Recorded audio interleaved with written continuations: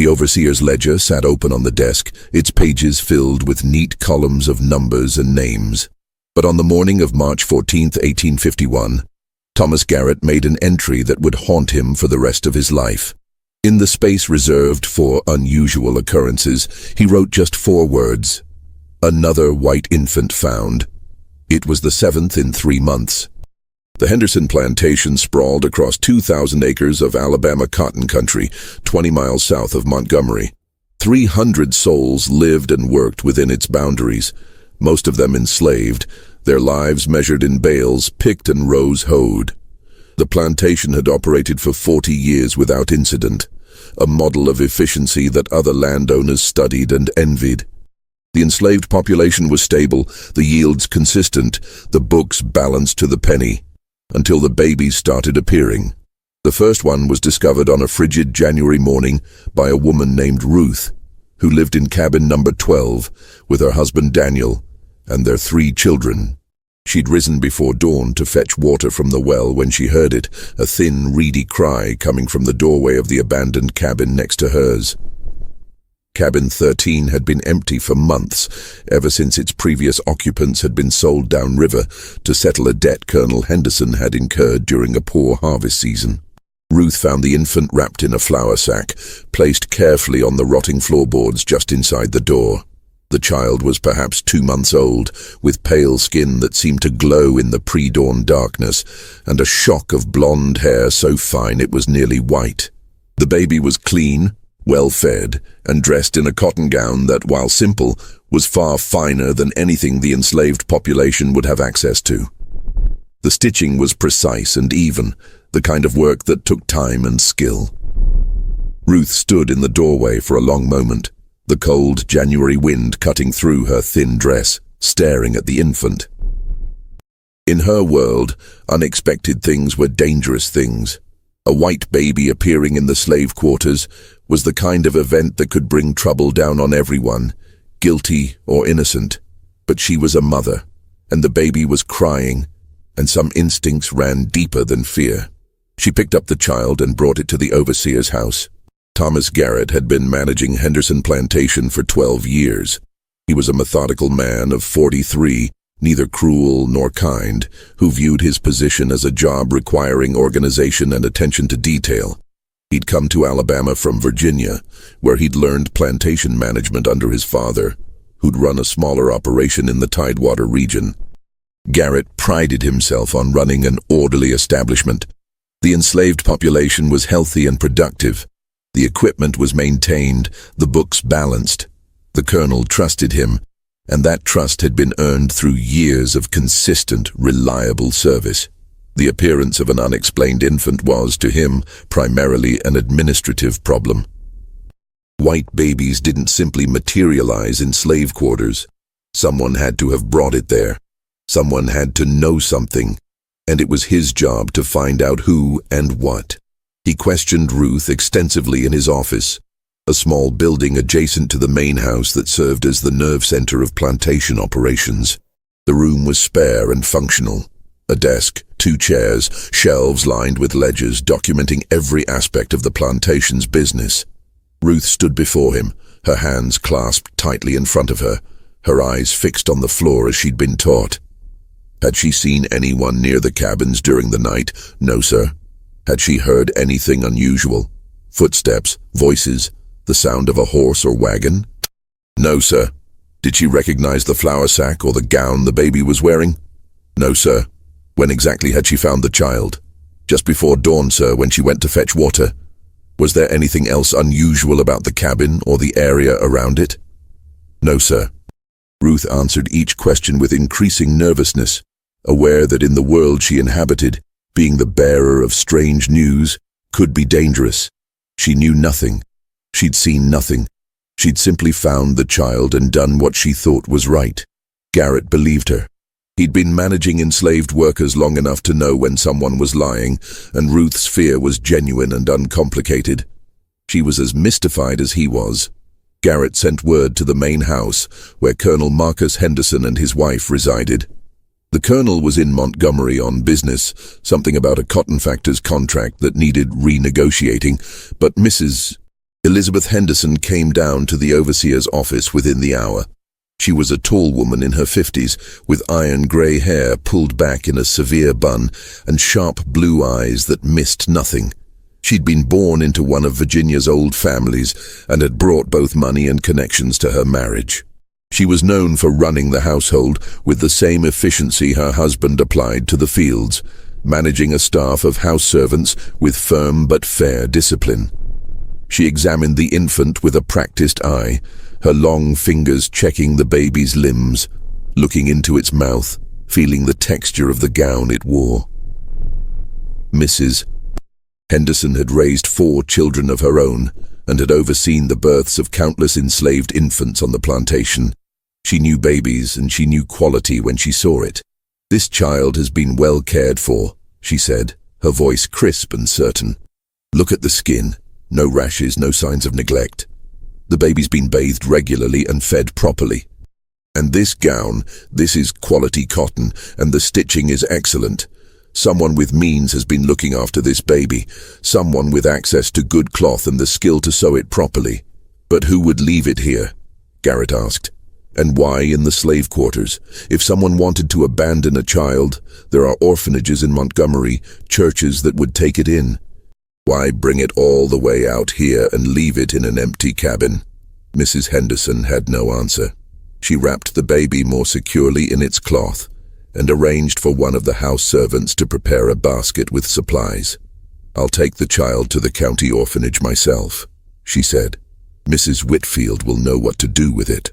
As for who left it here and why, that's a question for you and my husband to answer, Mr. Garrett. I suggest you begin investigating immediately." The matter, she assumed, was closed. An unfortunate incident certainly, but not unprecedented.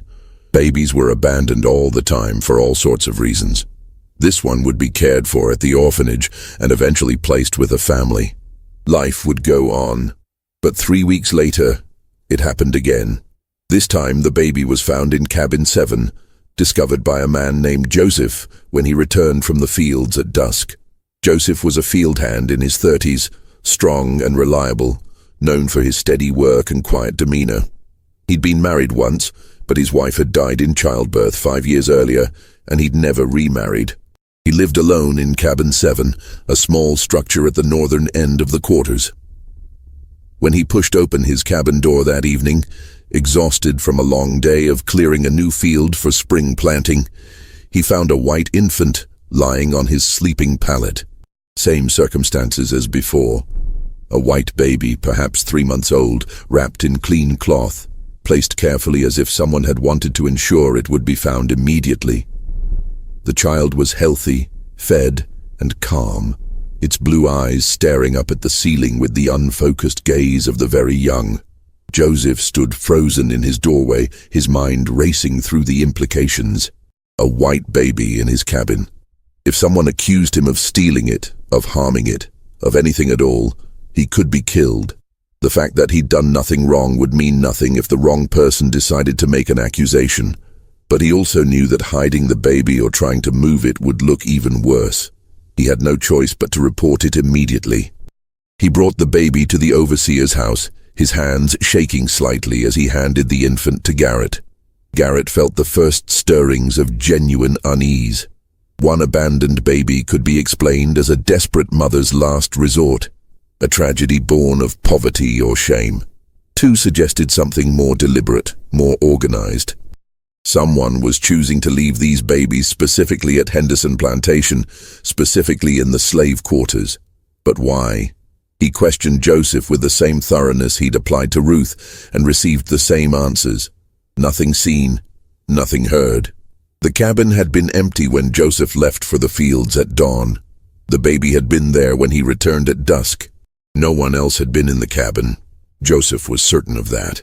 He kept his few possessions in a specific arrangement, and nothing had been disturbed except for the baby's placement on his pallet. This time, Garrett conducted a more thorough investigation. He walked through the slave quarters that night, checking for signs of unusual activity. He examined the ground around cabin 7 for footprints or wagon tracks. He questioned the other residents of the quarters, asking if anyone had seen strangers on the plantation or noticed anything out of the ordinary. He examined the cloth the baby had been wrapped in, looking for any identifying marks, a laundry mark, a particular weave pattern, anything that might indicate where it had come from. He found nothing. The cloth was good quality but unremarkable. The quarters had been quiet all day, no strangers, no unusual activity. The ground around Cabin 7 showed only the normal traffic of people going about their daily routines.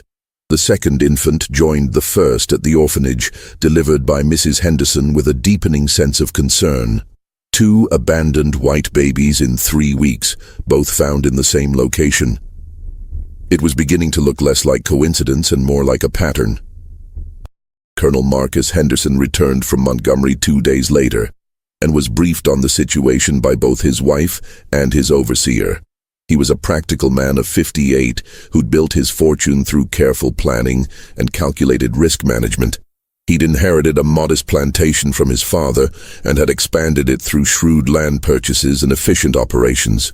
He was respected in Montgomery society, served on the boards of 2 banks, and was frequently consulted by other planters on matters of agricultural technique and labor management.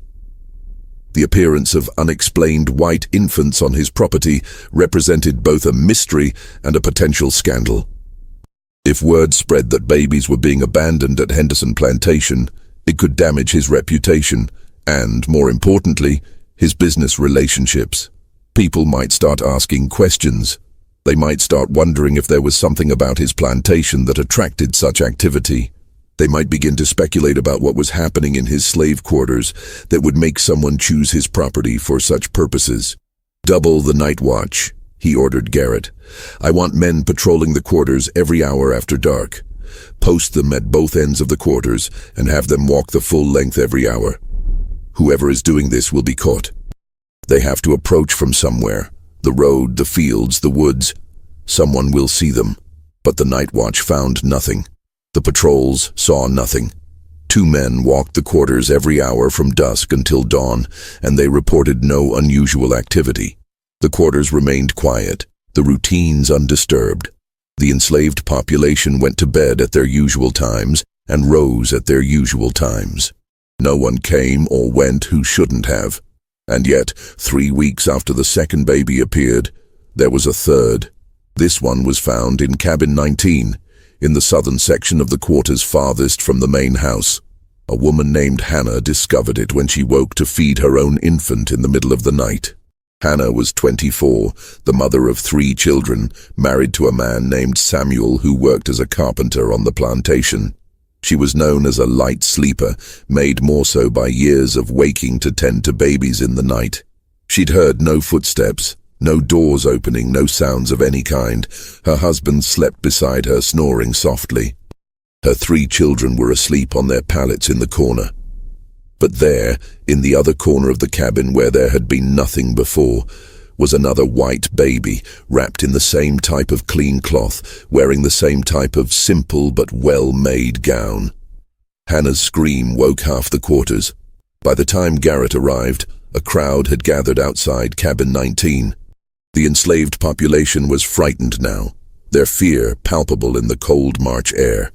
In their world, unexplained events were dangerous. Strange occurrences drew attention, and attention from the white overseers and owners was rarely good. Whispers spread through the crowd, whispers of haints and spirits, of curses and omens. Some of the older people remembered stories from their childhoods, tales of supernatural beings that could move unseen and leave signs of their presence. Others spoke of warnings, of messages from the dead, of punishments for unnamed sins. Garrett dispersed the crowd with sharp orders, sending people back to their cabins. He couldn't afford to have panic spreading through the quarters. Frightened workers were unproductive workers, and the spring planting season was approaching. He needed everyone focused on their tasks, not jumping at shadows and spreading wild stories. He took possession of the 3rd infant and brought it to his office. This time, examining the baby more carefully in the lamplight, he noticed something he'd missed before. The child had a small birthmark on its left shoulder, a distinctive port wine stain in the shape of a crescent moon. It was the kind of mark a mother would recognize instantly, the kind of identifying feature that couldn't be hidden or disguised. He made a note of it in his ledger, adding it to the growing file on the mysterious babies. 3 infants in 2 months. All white, all healthy, all well cared for. All appearing overnight in slave cabins despite increased security. It was beginning to feel less like a criminal matter and more like something he couldn't quite name. Something that made the hair on the back of his neck stand up when he thought about it too long. The 4th baby appeared in early March, found in cabin 23 by an elderly woman named Sarah, who'd lived on the plantation for 40 years. She discovered it at dawn, placed just inside her door as if someone had known she would be the first to wake. Sarah was known as a healer, someone who knew herbs and remedies, who was called upon when children fell ill or women went into difficult labor. She looked at the white baby with eyes that had seen too much, wrapped it more securely, and brought it to Garrett without a word. The 5th came a week later in cabin 4, found by a young couple who'd been married just 6 months. The 6th was discovered in cabin 16 by a man who worked in the stables. Each time, the pattern was the same. A white infant, healthy and well cared for, appearing overnight in or near a slave cabin with no explanation. Each time, despite increased patrols and heightened vigilance, no one saw or heard anything suspicious. The enslaved population grew more frightened with each discovery. Work in the fields became tense, productivity dropped, and Garrett found himself dealing with an increasingly anxious workforce. People were afraid to sleep, afraid to wake, afraid of what they might find. The white overseers and drivers were equally unsettled. In a world built on control and order, the babies represented chaos, something happening that couldn't be explained or prevented. Garrett increased security again. He posted guards at the entrances to the quarters. He had men patrol the boundaries of the plantation. He even brought in dogs, thinking they might alert to the presence of strangers. But nothing worked. The babies kept appearing and no one could explain how. Colonel Henderson called a meeting of his senior staff in mid-March. In addition to Garrett, this included Benjamin Cross, his head driver, William Porter, his stable master, and Margaret Sullivan, his wife's personal assistant who managed the household staff. They gathered in the colonel's study, a room lined with books and ledgers that represented 40 years of careful record-keeping. "Gentlemen and Mrs. Sullivan," the colonel said, standing behind his desk with his hands clasped behind his back. "We have a problem that defies conventional explanation. 6 white infants have appeared on this plantation over the course of 2 months. Despite our best efforts, increased patrols, guard dogs, constant vigilance, we have no idea who is leaving them or why. This situation cannot continue. It's affecting productivity, morale, and my reputation. I need solutions, not excuses." "Could it be someone from outside the plantation?" Porter suggested. He was a lean man in his 40s who'd worked with horses all his life. "Someone using our property as a convenient dumping ground, maybe someone from Montgomery who knows the layout of the plantation." "The patrols would have seen them," Garrett replied. "We have men watching the roads and the boundaries. No one has entered or left the plantation at night without being logged in the gatebook. I've checked every entry personally. The only people coming and going are authorized. Merchants making deliveries, neighbors on social calls, all during daylight hours." "Then it must be someone inside," Cross said. He was a hard man, the head driver, responsible for managing the field workers. He'd held his position for 8 years and ruled through a combination of intimidation and strategic cruelty. Someone who knows the routines and can move without being noticed. Someone who has access to the quarters. "But who?" Mrs. Sullivan asked. She was a woman in her late 30s, educated and sharp, who'd been with the Henderson family for 15 years. "And more importantly, where are these babies coming from? 6 infants don't simply appear from nowhere. Someone is giving birth to these children, and someone is caring for them before they're abandoned. That requires resources, food, cloth, time, privacy. Where is all of this happening?" It was a question no one could answer. The implications were staggering. If someone on the plantation was hiding multiple babies, they would need a secure location, supplies, and help. It couldn't be done alone. But if multiple people were involved, how had they kept it secret? How had no one noticed? There's another possibility, Mrs. Sullivan said quietly. What if the babies aren't being hidden on the plantation? What if they're being brought here from somewhere else? Somewhere close enough that the person can make the trip in a few hours, but far enough away that we wouldn't think to look there. You mean Montgomery? The colonel asked. Or one of the neighboring plantations? Or a house in the countryside, somewhere within a few hours' ride? The colonel considered this. That would require someone with access to transportation, a horse or wagon.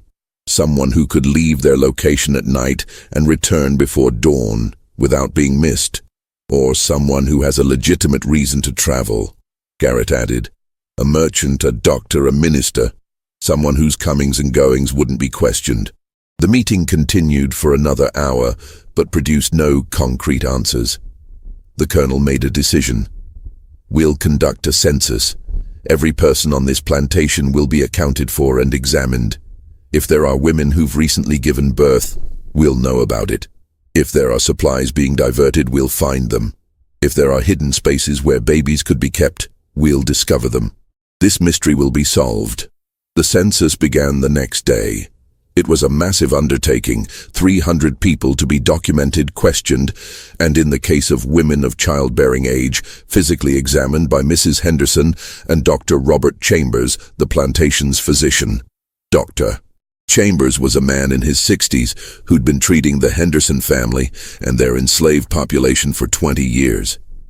He was thorough and professional, but the examinations were deeply invasive and humiliating for the women subjected to them. The process took nearly 2 weeks and was deeply unpopular. The enslaved population resented the intrusion, the questions, the physical examinations. The fear that had been building since the first baby appeared now mixed with anger and resentment. Garrett could feel the tension in the quarters, could see it in the way people avoided eye contact and spoke in whispers when the overseers passed. The results of the census were baffling. Every woman who'd given birth in the past year was accounted for, and their children matched the expected descriptions. There were no hidden pregnancies, no unexplained absences that would suggest a woman had given birth in secret. The supplies were all accounted for. The cloth, the thread, the food stores. Nothing was missing that couldn't be explained by normal usage. The cabins were searched, the outbuildings examined. Even the woods around the plantation were combed for signs of hidden structures or caches of supplies. Nothing. They found absolutely nothing. And yet, on the night the census was completed, an 8th baby appeared. This one was found in cabin 9, discovered by a young woman named Clara, who'd been living alone since her mother's death the previous fall.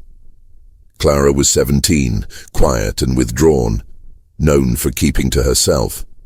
She worked in the main house as a laundry maid, one of the few enslaved people who had regular access to the household's inner workings. She was small and thin, with large, dark eyes that seemed to see more than she should. When she found the baby in her cabin that morning, she didn't scream or raise an alarm. Instead, she picked up the child, wrapped it more securely in its cloth, and sat with it until morning, rocking it gently and humming a tune her mother had taught her years ago. When Garrett came to collect the infant, alerted by one of the other residents who'd seen Clara sitting in her doorway with a white baby, he found her still rocking the child. There was something in her expression that made him pause, something that went beyond the fear and confusion he'd seen in the others who'd found babies. This was different. This was a deep, profound sadness, as if Clara understood something the rest of them didn't. "Did you see who left this child?" he asked, his voice gentler than usual. Clara shook her head slowly, her eyes never leaving the baby's face. "Did you hear anything during the night? Any sounds at all?" Another shake of the head. "Clara, I need you to tell me if you know anything about these babies. Anything at all. You won't be punished for telling the truth, but I need to know what's happening."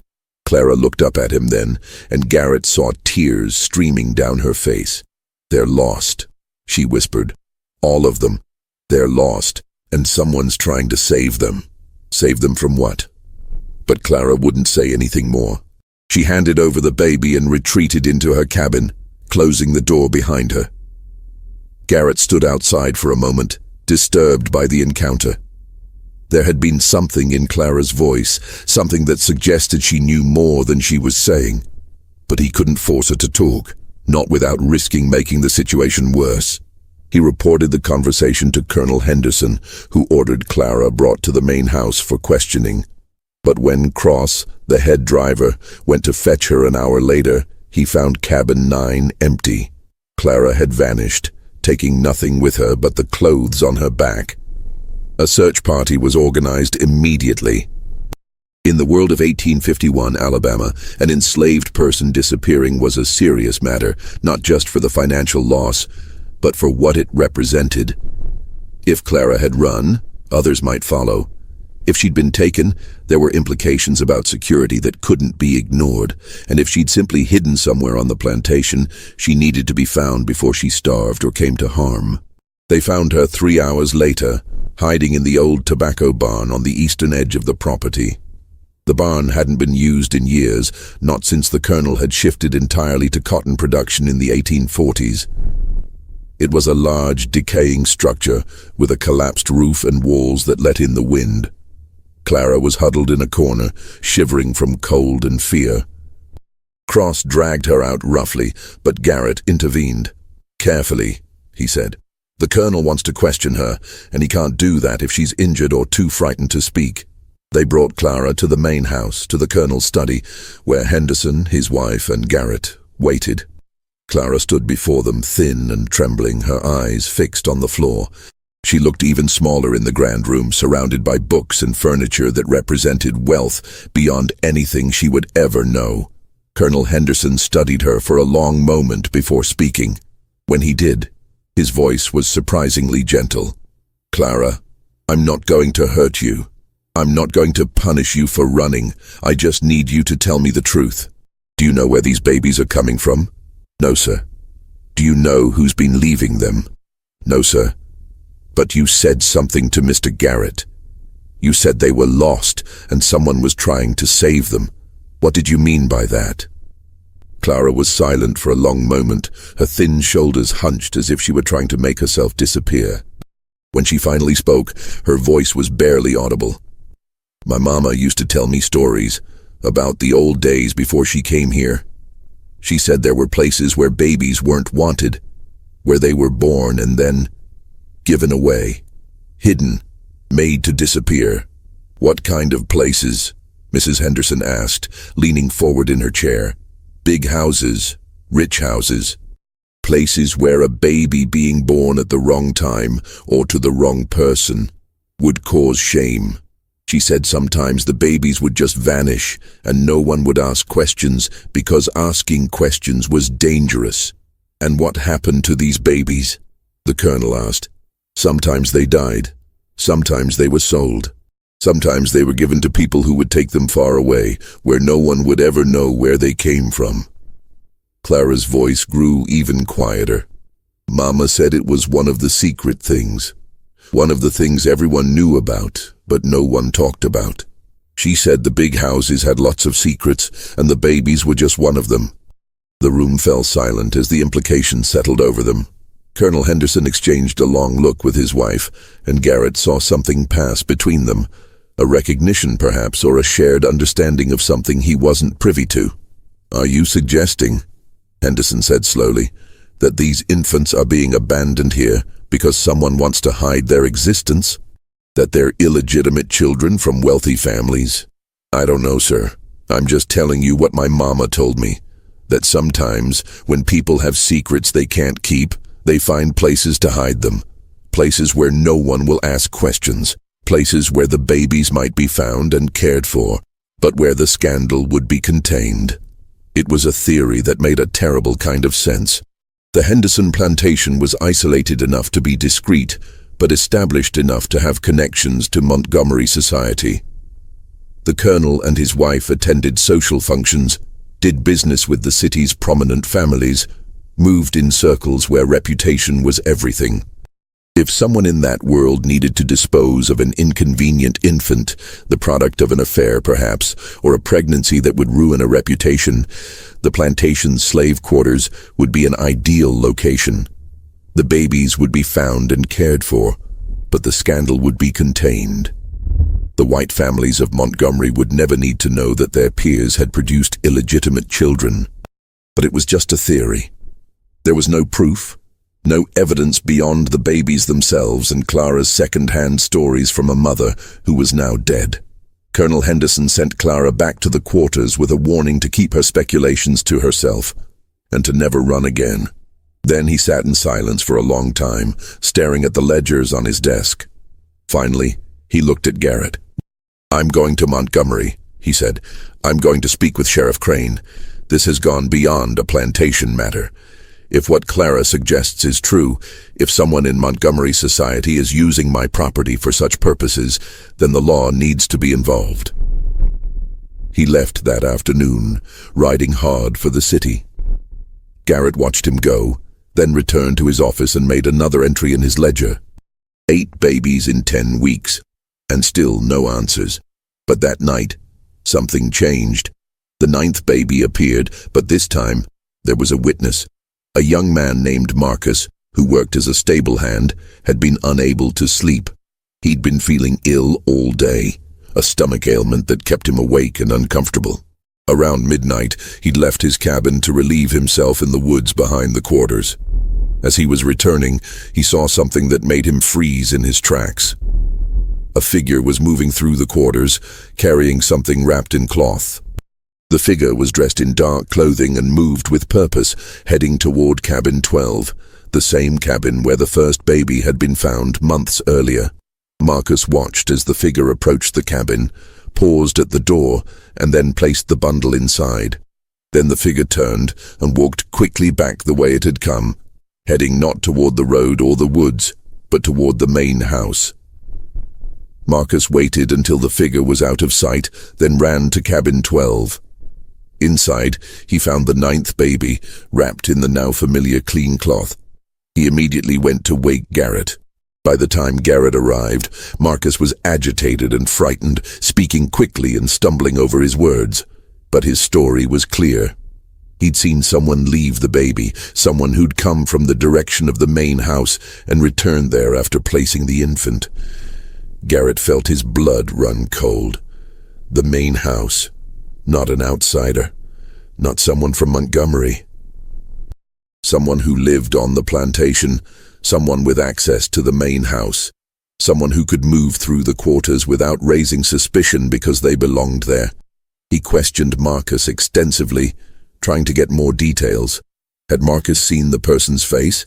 No, it was too dark and they'd been wearing a hood or bonnet. Could he tell if it was a man or woman? He thought it was a woman, based on the way she moved, but he couldn't be certain. How tall was the person? Average height, not particularly tall or short. Was there anything distinctive about their clothing or the way they walked? Nothing he could identify. It wasn't much, but it was more than they'd had before.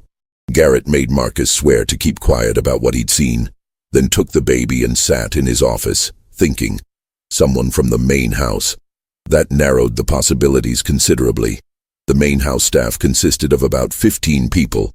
House servants, cooks, personal attendants. All of them enslaved except for Mrs. Henderson and Mrs. Sullivan. Could it be one of the house servants? But they were all accounted for, all watched closely by Mrs. Henderson and Mrs. Sullivan. Their movements were tracked, their duties supervised. It would be nearly impossible for one of them to hide a pregnancy, give birth and care for multiple babies without being noticed. Unless they weren't hiding the babies on the plantation at all. Unless they were being brought from somewhere else, as Mrs. Sullivan had suggested. But that would require transportation, access to a horse or wagon, the ability to leave and return without being noticed. Garrett sat in his office until dawn, turning the problem over in his mind. Then he made a decision. He would watch the main house. Not obviously, not in a way that would alert whoever was responsible. But he would pay attention to comings and goings, to who had access to transportation, to who might have the opportunity to travel to Montgomery or elsewhere without raising suspicion. When Colonel Henderson returned from Montgomery 2 days later, Garrett briefed him on Marcus's sighting.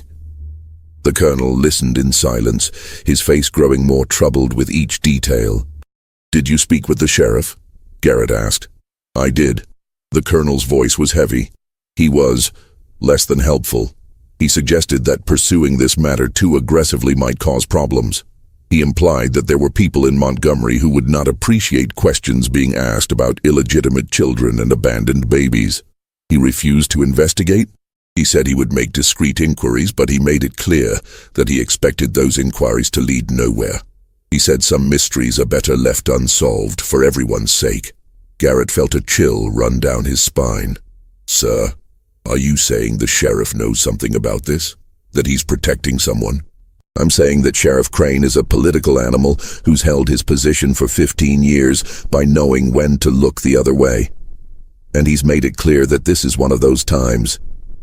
But the babies are being cared for at the orphanage. They're safe. They'll be adopted by good families.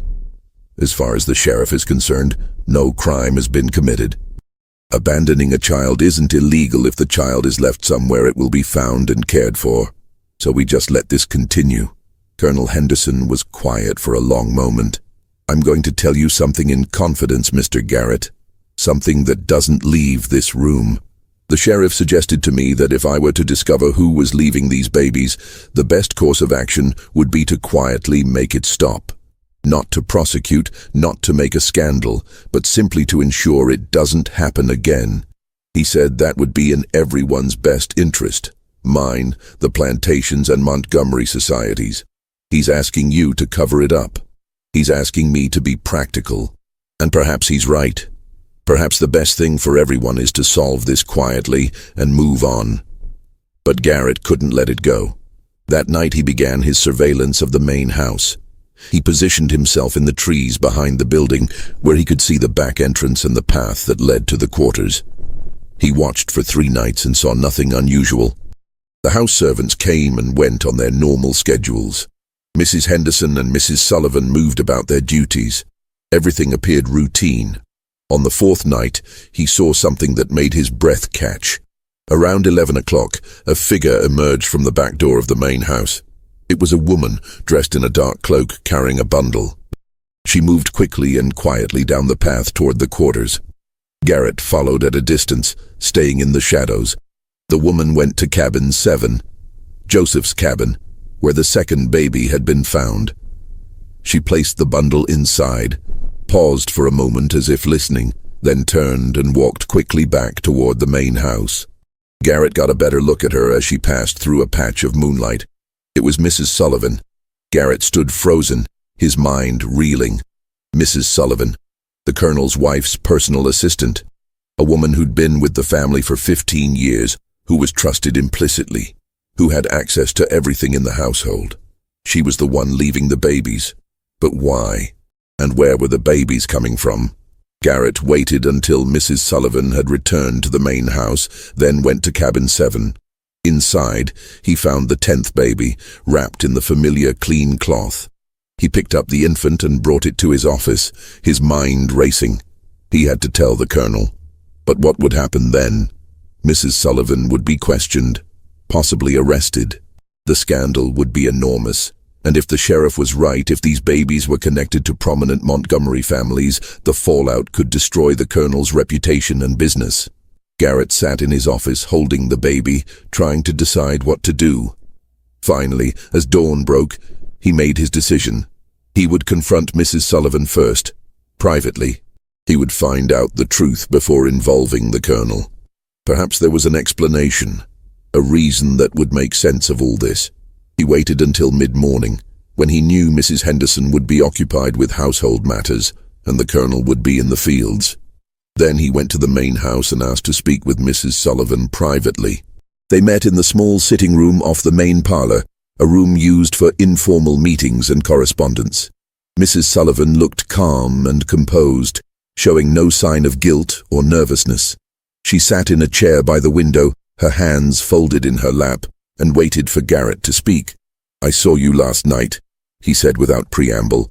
"I saw you leave the house with a baby and place it in cabin 7. Mrs. Sullivan's expression didn't change. "I see. I need you to tell me what's happening. Where are these babies coming from? Why are you leaving them in the quarters?" Mrs. Sullivan was quiet for a long moment, studying him. Then she sighed. "Mr. Garrett, there are things in this world that are better left unknown. Secrets that once revealed cause more harm than good. I would advise you to forget what you saw and let this matter rest." "I can't do that. 10 babies have appeared on this plantation in 3 months. The enslaved population is frightened. The Colonel's reputation is at risk. I need answers. And if those answers destroy lives, if they ruin reputations and tear families apart, would you still insist on knowing? The truth is the truth, Mrs. Sullivan. Whatever it is, it needs to come out." Mrs. Sullivan stood and walked to the window, looking out at the plantation grounds. When she spoke again, her voice was soft and sad. "The babies are from Montgomery, from families you would recognize, families with names and reputations that matter in this state. They're the children of affairs, of indiscretions, of moments of weakness that produced consequences their parents couldn't acknowledge. So Clara was right. They're illegitimate children being hidden to avoid scandal. It's more complicated than that, Mr. Garrett. These aren't just unwanted babies being discarded. They're children whose very existence threatens their family's standing in society. If their births were known, marriages would be destroyed, fortunes would be lost, reputations would be ruined. The mothers can't keep them, and the fathers won't acknowledge them. So they're brought here, where they'll be found and cared for, but where their origins will remain hidden. And you're the one bringing them? Why? What's your connection to these families?" Mrs. Sullivan turned to face him. "Because I'm one of them, Mr. Garrett. Or I was once. Before I came to work for the Hendersons, I lived in Montgomery. I moved in society, attended the same parties, knew the same people. And I made the same mistakes some of these women are making now. I had a child I couldn't keep, a baby that would have destroyed my family if its existence became known. Someone helped me then, helped me hide my shame and find a place for my child. Now I'm doing the same for others. But why here? Why the Henderson plantation? Because Mrs. Henderson knows, she's known from the beginning. This is done with her permission, with her help. She provides the cloth, the supplies, the means to care for the babies before they're placed. She ensures they're taken to the orphanage and placed with good families. She does this because she understands what it's like to have secrets, to need help, to be desperate. Garrett felt as if the ground had shifted beneath his feet. Mrs. Henderson is part of this. She's the reason it's possible. Without her help, these babies would have been left to die or sold to people who would treat them as commodities. This way, they have a chance at a good life. They're adopted by families who want them, who will raise them as their own. It's not perfect, Mr. Garrett, but it's better than the alternatives. Does the Colonel know? Mrs. Sullivan hesitated. No, and he can't know. If he learns the truth, he'll feel obligated to act. He'll report it to the authorities, and the scandal will destroy everyone involved. The mothers, the families, even the babies themselves.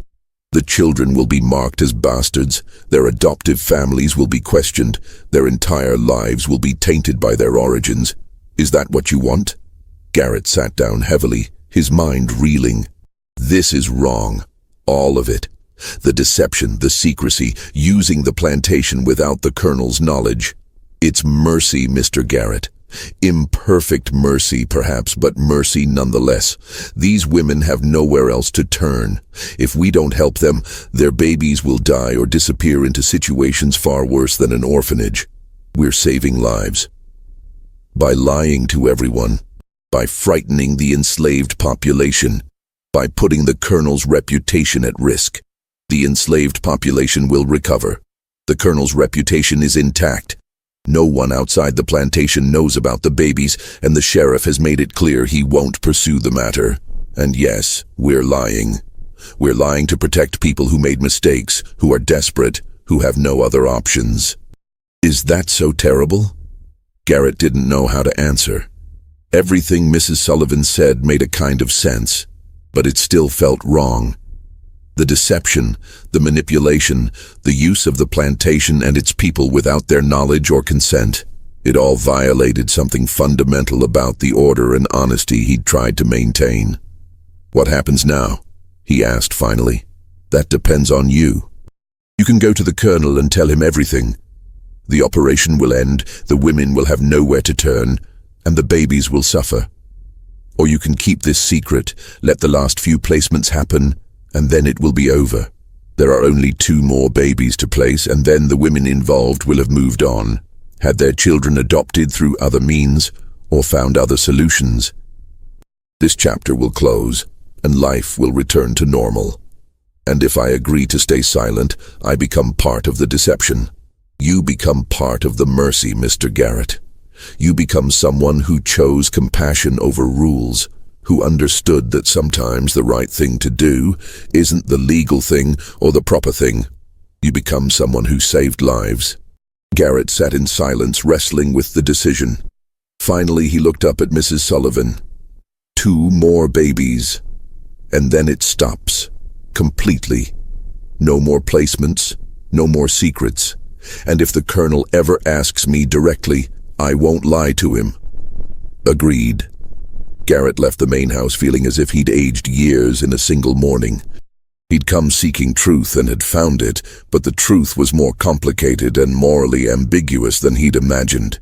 He'd become complicit in a conspiracy, but a conspiracy aimed at saving lives.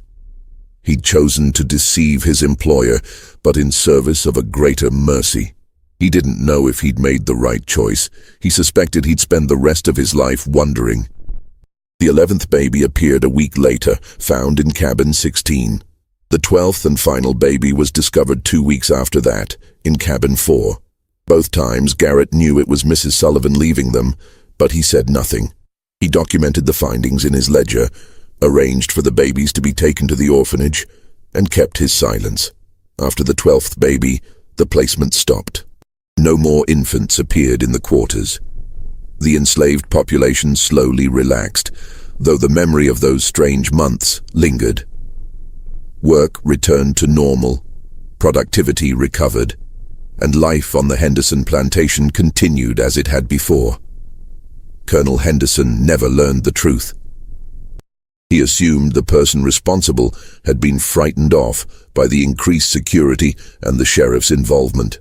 He was satisfied that the problem had resolved itself and saw no reason to pursue it further. Mrs. Henderson and Mrs. Sullivan never spoke of it, even to each other. The secret remained locked between them, a shared understanding that required no words. Garrett kept his silence, but he never forgot. In his private journal, he recorded everything he'd learned, sealing the pages with wax and hiding them in a locked drawer. He wrote that he didn't know if he'd done the right thing, but he hoped that somewhere 12 children were growing up safe and loved, unaware of the desperate circumstances of their births and the complicated mercy that had saved them.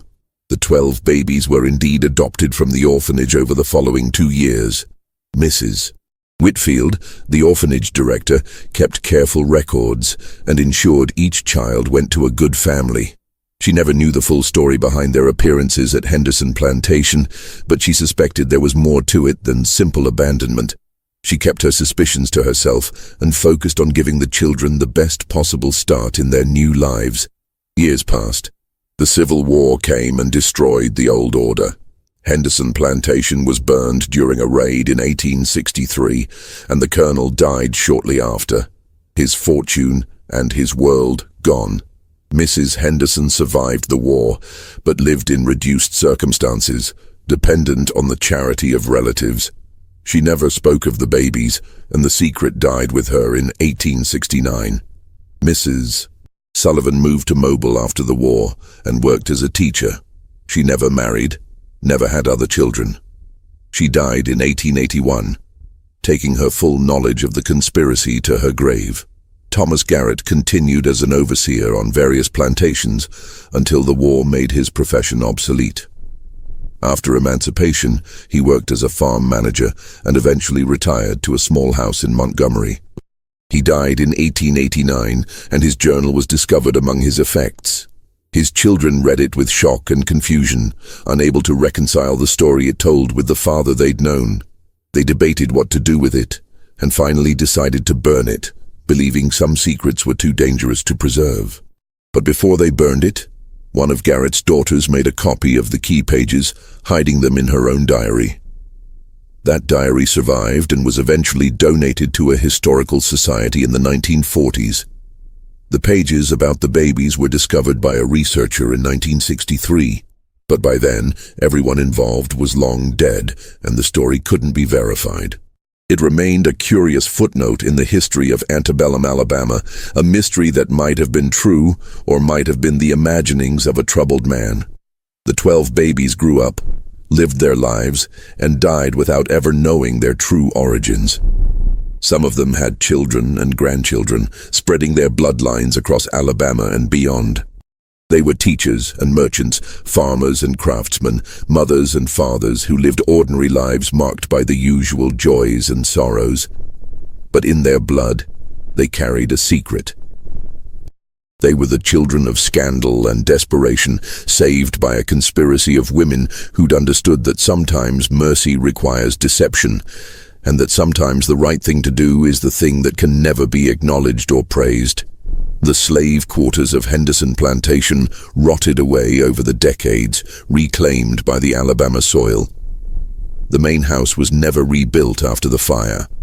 The land was sold and resold, divided and subdivided, until nothing remained of the plantation that had once been a model of efficiency and order. But the question remained, whispered in the dark corners of Montgomery society, passed down through generations like a ghost story that might be true. What really happened in those slave cabins in the spring of 1851? Where did those babies come from? And what terrible secret was so important that it had to be erased from history? The truth, as Garrett had discovered, was both simpler and more complicated than anyone imagined. It was a story of desperate women and impossible choices, of secrets that couldn't be kept and children who couldn't be acknowledged. It was a story of mercy offered in the only way possible, through deception and conspiracy. It was a story of people trying to do right in a world that offered only wrong choices. And perhaps that's the most unsettling truth of all. That sometimes the only way to save something is to hide it. That sometimes love looks like abandonment and mercy looks like cruelty. That sometimes the people we think we know are carrying secrets so heavy they change the shape of their souls. The Henderson Plantation is gone now, marked only by a historical plaque that mentions cotton production and Civil War history. It says nothing about white babies appearing in slave cabins, nothing about mysteries that were never officially solved. Nothing about the 3 months in 1851 when something inexplicable happened and then stopped, and then was systematically erased from every official record. But the land remembers. The soil remembers.